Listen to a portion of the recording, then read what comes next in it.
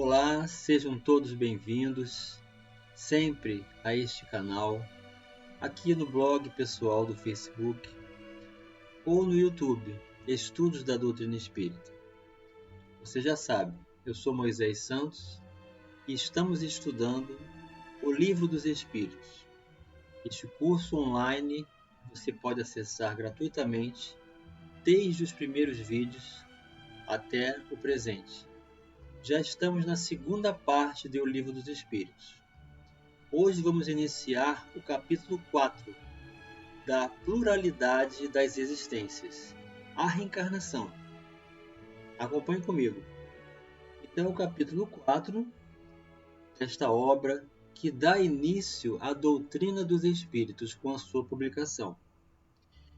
Nesse capítulo, nós vamos estudar os tópicos: a reencarnação, justiça da reencarnação, encarnação nos diferentes mundos, transmigrações progressivas, sorte ou destino das crianças depois da morte, sexos nos espíritos, parentesco, filiação, parecenças físicas e morais e ideias inatas. Então vamos começar do tópico a reencarnação. É a pergunta 166. Allan Kardec faz a pergunta: como pode a alma que não alcançou a perfeição durante a vida corpórea acabar de depurar-se? Então veja a pergunta didática apropriada do codificador, que, uma vez conhecendo o conjunto dos valores doutrinários morais apresentados pelos espíritos, os próprios habitantes do mundo espiritual, onde nos ensinam que partimos do mesmo princípio e alcançaremos a mesma meta de perfeição relativa. Mas como isso pode se dar se uma única existência é tão curta e não se pode desenvolver todos esses aspectos? Como ele pode então estabelecer essa meta? E os Espíritos respondem: sofrendo a prova de uma nova existência. Então, o que é uma nova existência? É o espírito, que é o indivíduo, que independe do corpo, retornar ao orbe físico e associar-se a uma nova roupagem de personalidade. Então, o corpo físico determina uma personalidade e o espírito determina o indivíduo.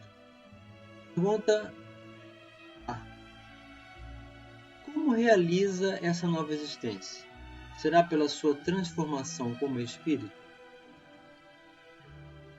Depurando-se, a alma indubitavelmente experimenta uma transformação, mas para isso necessária lhe é a prova da vida corporal. Então é o espírito que vai realizar um desenvolvimento, vai estabelecer recursos de crescimento moral, vai progredir. E isso só se dá estabelecendo uma conexão com uma nova existência, associando-se ao corpo físico de carne, para então colocar à prova aquilo que ele pode desenvolver. Subpergunta B: a alma passa então por muitas existências corporais? Ou seja, já que são necessárias várias roupagens físicas, essas roupagens, essas personalidades, essas inúmeras existências, são realmente muitas? Os Espíritos respondem: sim. Todos contamos muitas existências. Os que dizem o contrário pretendem manter-vos na ignorância em que eles próprios se encontram. Esse é o desejo deles. Então, há muitos que negam a reencarnação, mas para se eximir do compromisso de progredir. Então, estabelecem labirintos de ideologias, de recursos imediatistas, de conclusões constrangedoras das leis divinas, que são incompatíveis com a bondade e a misericórdia de Deus. Pergunta C: parece resultar desse princípio que a alma, depois de haver deixado um corpo, toma outro, ou então que reencarna em novo corpo. É assim que se deve entender? Pela pergunta, Allan Kardec já está demonstrando que entendeu. E os espíritos respondem: evidentemente. Questão 167. Qual o fim objetivado com a reencarnação? Para que serve a reencarnação? O que tem de benefício nisso? E os espíritos respondem: expiação, melhoramento progressivo da humanidade. Sem isso, onde a justiça? Ou seja, os espíritos estão aqui nos ensinando que a responsabilidade recaindo sobre nós mesmos e suas consequências em função das próprias escolhas estabelece a condição do Deus Pai justo e bom e misericordioso. Ou seja, não é Deus que pune, não é Deus que condena. Somos nós mesmos que estabelecemos recursos de consequências e vamos experimentar essas consequências em vidas futuras. Então é assim que temos o ensejo de retificar, de restabelecer e crescer, ajustando-nos aos benefícios das leis de Deus, retificando-nos moralmente perante ela. 168. É limitado o número das existências corporais ou o espírito reencarna perpetuamente? Ou seja, existe um número certo para reencarnar ou isso é indefinido? A cada nova existência, o espírito dá um passo para diante na senda do progresso. Desde que se ache limpo de todas as impurezas, não tem mais necessidade das provas da vida corporal. Então isso acontece com os espíritos puros. O espírito que alcançou o grau mais superior possível da perfeição relativa, que é o caso de Jesus, não há mais necessidade de reencarnação. 169. Invariável o número das encarnações para todos os espíritos? Ou seja, existem condições específicas que podem ser generalizadas para todos os espíritos um certo número de encarnações? E os espíritos respondem: não. Aquele que caminha depressa, a muitas provas se forra. Todavia, as encarnações sucessivas são sempre muito numerosas, porquanto o progresso é quase infinito. Então, de acordo com o aproveitamento que cada espírito vai fazer, nós abreviamos os números de existências e são menos penosas as encarnações. Então, o maior patrimônio que se pode adquirir é o exercício do bem, a aquisição das virtudes, os tesouros da alma que Jesus disse.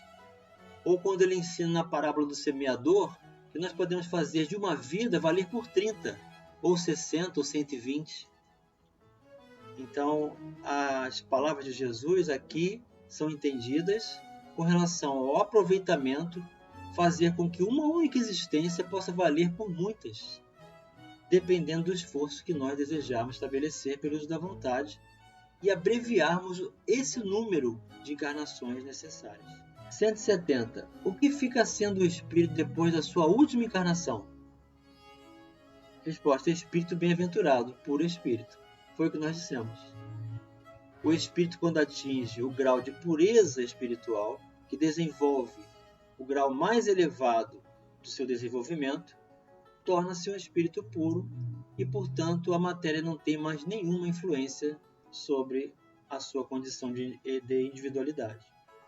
Então, assim, a espiritualidade vem nos mostrar o quanto é importante o nosso empenho, a nossa educação de espírito, para não precisarmos encarnar tantas vezes.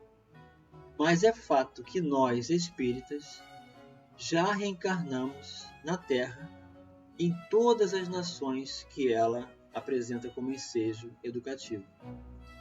Já fomos homens, já reencarnamos como mulher, já fomos pobres, já fomos ricos, já dominamos, já fomos dominados, já fomos portadores de recursos desenvolvidos da intelectualidade, já estivemos humildemente vinculados a um corpo para não expressar esse desenvolvimento intelectual em favor de aquisição de novos valores. Então são mecanismos naturais, são ensejos que nós estabelecemos para realizar esse progresso. O espírito Emmanuel, que foi o mentor de Francisco Cândido Xavier, afirma isso, que nós espíritas reencarnados no Brasil temos um largo compromisso com inúmeras existências e hoje estamos desfrutando dessas consequências, sejam elas benéficas ou sejam elas com necessidade de retificação. Então, a maioria de nós temos esse vínculo com a necessidade de reabilitação perante a justiça divina. Daí o nosso empenho, daí a nossa conexão com os valores do bem, o compromisso com a luz do amor do Cristo em seu trabalho, para alcançarmos a saúde, a plenitude, o equilíbrio, a serenidade e a paz de espírito que se encontra dentro de cada um de nós. Que a paz de Jesus esteja com todos. Um grande abraço e até o próximo vídeo.